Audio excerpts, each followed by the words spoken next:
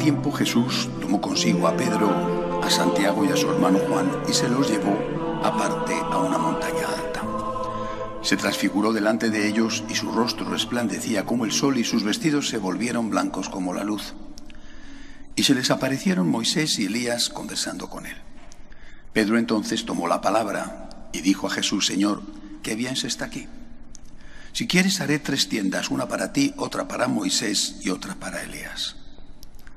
Todavía estaba hablando cuando una nube luminosa los cubrió con su sombra, y una voz desde la nube decía: Este es mi Hijo, el amado, mi predilecto, escuchadlo. Al oírlo, los discípulos cayeron de bruces llenos de espanto. Jesús se acercó y tocándolos les dijo: Levantaos, no temáis. Al alzar los ojos no vieron a nadie más que a Jesús solo. Cuando bajaban de la montaña, Jesús les mandó: No contéis a nadie la visión hasta que el Hijo del Hombre resucite de entre los muertos. Palabra del Señor.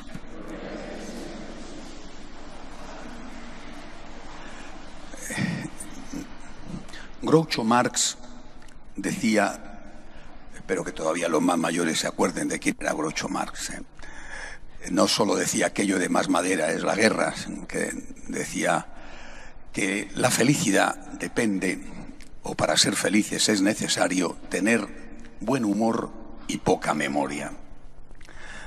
De ese humorista es la definición más perfecta que he escuchado de los políticos, cualquier político en cualquier país. Bueno, la inmensa mayoría, ¿verdad? Eso de que, decía él, el político es un señor que da un puñetazo en la mesa muy serio y dice: estos son mis principios. Y a continuación añade en voz baja: pero si no le gustan, tengo otros. ¿No? Bueno, Groucho Marx decía esto, ¿no? Que para ser feliz hay que tener buen humor y poca memoria. Yo creo que no es del todo correcto. Nosotros, no sé si es un defecto consecuencia del pecado original, nosotros tenemos para algunas cosas una excelente memoria y para otras una nula memoria, y tenía que ser al revés.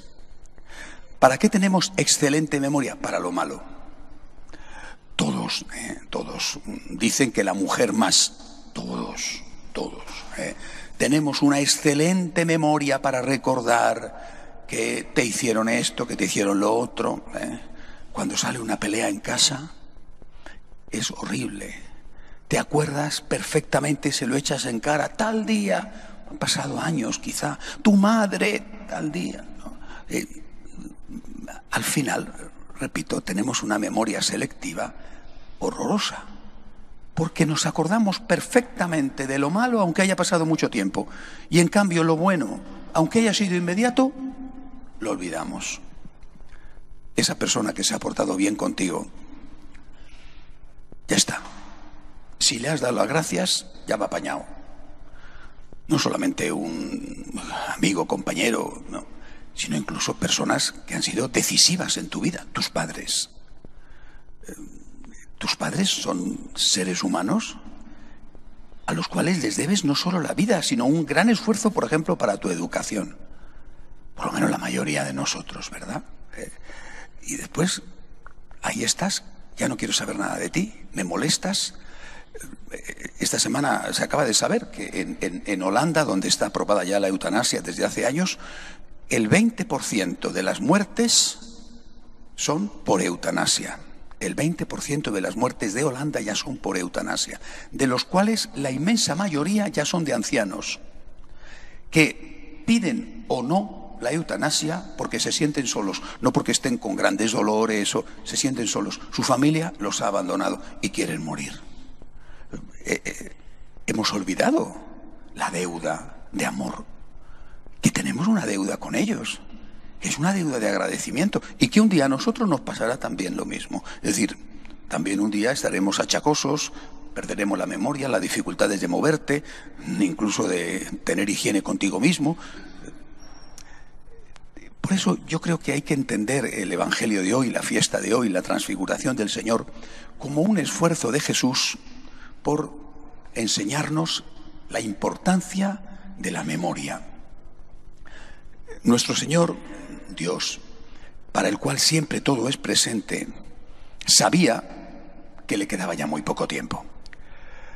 Y sabía también que el espectáculo terrible de verle crucificado, torturado, crucificado, muerto, iba a ser un golpe durísimo para la fe de los apóstoles. Era fácil seguir a Jesús cuando hacía milagros y era muy difícil creer que Jesucristo es Dios cuando estaba siendo asesinado, burlado por aquellos que eran sus enemigos. El Señor lo sabía. Y sabía que, con mucha probabilidad, sus apóstoles, incluso los más queridos, iban a entrar en crisis de fe. Y entonces decide darles a lo que se podría llamar la crème de los apóstoles, darles una oportunidad, un extra, llevárselos de ejercicios espirituales, un retiro, darles una manifestación más, porque mira que había tenido ya manifestaciones de su poder, los milagros, por ejemplo. Y se lleva a Pedro, Santiago y Juan a una pequeña colina en Galilea, en un sitio bellísimo. La Galilea es, supongo que entonces igual, es un jardín precioso, y desde la colina se ven los grandes campos verdes, muy bonito. Se los lleva allí para hacer este experimento con ellos, ¿no? Que vean su poder. Vienen los grandes del Antiguo Testamento, Moisés y Elías, que le rinden adoración. Era lo más que podía hacer después de haber hecho tanto con los milagros. Bueno, se trataba, por lo tanto, de estimular su memoria. Tenían que haber tenido ya motivos, pero en fin, uno más, para que cuando le vieran crucificado, dijeran: yo no entiendo por qué Dios permite que su hijo muera crucificado, pero yo me fío. No entiendo, pero me fío. No entiendo, pero creo. Creo en la divinidad de Jesús, aunque esté muriendo como un malhechor. Sabemos que esto no funcionó. Lo sabemos porque Juan, es verdad, uno de los tres, estaba al pie de la cruz con la Santísima Virgen, pero ni Pedro ni Santiago se encontraban allí presentes, y la noche antes, después de la última cena, cuando ya habían prendido al Señor, Pedro, que le había asegurado que jamás le traicionaría, le negó 3 veces. Bien, esto es lo que ocurre en la transfiguración, y el motivo, apliquémoslo a nuestra vida. El problema de la memoria es un problema gravísimo, de verdad. En primer lugar, es una injusticia. Esa memoria selectiva que nos hace recordar lo malo y olvidar lo bueno de quien sea, es una injusticia. Ante todo y en primer lugar, es una injusticia. Y toda injusticia tiene consecuencias. Toda injusticia se paga. No solamente la sufren las víctimas, la injusticia la paga también el culpable. La injusticia que cometemos con Dios o que cometemos con las personas que se han portado bien con nosotros, por supuesto la sufren ellos en primer lugar, pero después la sufrimos nosotros.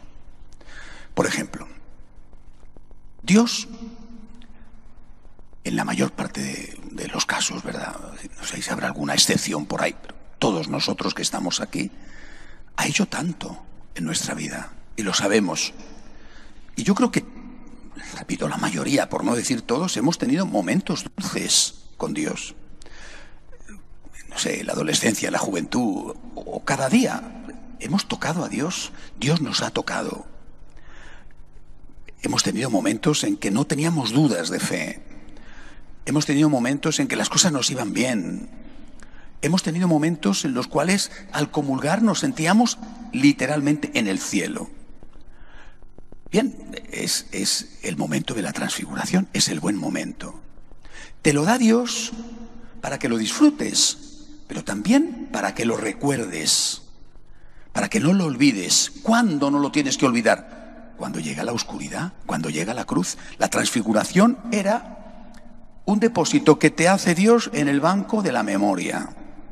¿Para qué? Para que cuando las cosas van mal tengas la oportunidad de retirar algo de ese depósito y seguir para adelante. Eso es el objetivo del ahorro. Si tú eso lo olvidas, entonces te conviertes en un niño mimado y caprichoso, que en un niño no tendrá culpa, pero en un adulto sí. en un niño que en cuanto no le dan lo que quieren, ya está llorando y pataleando. Mi mamá no me quiere. Pero hombre, por Dios, ¿no te quiere por qué? Porque no te ha comprado el último capricho que quieres. Pero si tienes las manos llenas de juguetes que no tienen manos suficientes, pero acabas de ver una cosa y quieres eso. Y si no te lo da tu mamá, un berrinche. Mi mamá no me quiere, mi papá no me quiere, me voy de casa. Perdona, un niño, vale, un adolescente incluso, pero hombre, que eres un adulto. Es decir, Dios te tiene que estar llevando siempre en brazos. ¿No puede ponerte en el suelo para que uses un poquito tus fuerzas, que te ejerciten las piernas? No. Si no me da Dios lo que le pido en cada momento, crisis de fe. Repito, por supuesto que Dios sufre, pero también las consecuencias las pagamos nosotros. Cuando tú te alejas de Dios en medio de una prueba, Dios te ve partir con gran dolor. Pero tú estás solo en medio de esa prueba. Creo que el peor de los dolores y sufrimientos de este mundo es la muerte de un hijo.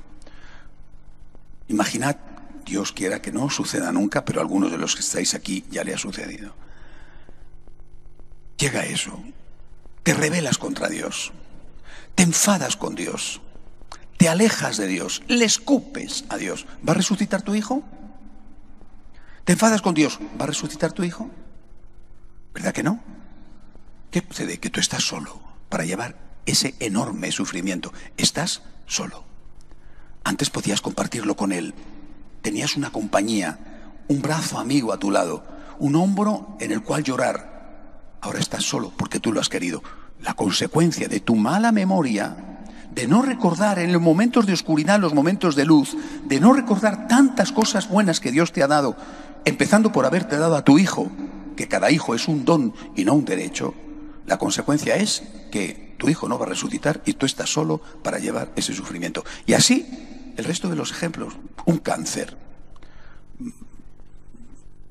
Yo no digo que todos los casos, pero yo he visto muchos casos en los cuales un cáncer, aquí en la parroquia, una mamá joven, ¿no?, con 3 niños, un cáncer terrible por ella, por el miedo de los niños que va a pasar. Bueno, si se hubiera desesperado, si se hubiera alejado de Dios, no solamente el ejemplo para sus hijos, para su marido, es que no habría vencido el cáncer, lo ha vencido. Por supuesto que la medicina ha hecho su papel, no me cabe duda, pero para el cáncer es fundamental el ánimo, te lo dicen los médicos, la capacidad de luchar. Si tú te alejas de Dios, estás solo con el cáncer. Los médicos harán su parte, la quimio, en fin, lo que haga falta, pero tú estás solo.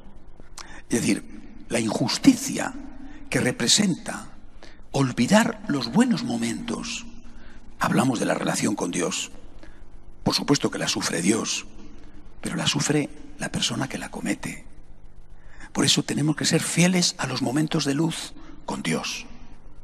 Y lo mismo podemos decir de los momentos de luz, de las buenas cosas que han pasado en nuestra historia con la gente que nos rodea.